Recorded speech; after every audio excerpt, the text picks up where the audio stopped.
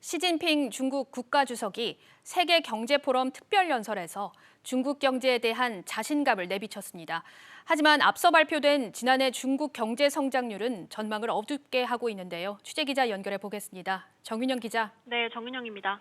네, 시진핑 주석이 중국 경제가 탄탄하다 이렇게 주장했다고요. 네, 시진핑 주석은 지난해 중국 경제가 8% 성장을 달성했다며 고성장과 저물가 두 가지 목표를 달성했다고 말했습니다.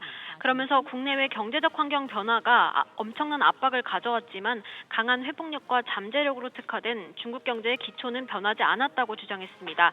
하지만 어제 중국 국가통계국이 발표한 수치를 보면 중국 경제에 빨간불이 들어왔다는 평가가 나오는데요. 연간 성장률은 8.1%를 기록했지만 분기별로 보면 1분기 18%를 넘겼다가 2분기부터 성장세가 크게 꺾였습니다. 4분기에는 4%에 그쳐 1년 반 만에 가장 낮은 수준을 기록했습니다.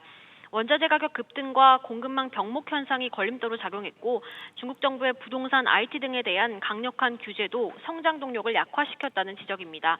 올해도 부진할 것이란 분석이 많은데요. JP모건과 골드만삭스는 올해 중국 경제가 5%대 성장도 힘들 것으로 내다봤습니다. 네, 이런 가운데 공급 부족에 대한 우려로 국제 유가가 고공행진을 이어가고 있다고요. 네, 현지 시간 17일 런던 ICE 선물거래소에서 브렌트유 가격은 장중 한때 배럴당 86.71달러까지 올랐는데요. 이는 지난 2018년 10월 3일 이후 3년 3개월여 만에 가장 높은 수준입니다. 오늘 오전 11시 기준 브렌트유는 배럴당 84.44달러에 거래되고 있습니다. 서부 텍사스산 원유 WTI도 장중 배럴당 84.78달러까지 올랐다가 84.3달러에 거래를 마쳤습니다. 당초 시장에서는 코로나19 오미크론 변이로 수요가 급감할 것이란 관측이 있었는데요. 바이러스 확산세가 시장에 큰 충격을 주지 않을 것이란 전망이 나오면서 오히려 공급 부족에 대한 우려가 커졌습니다.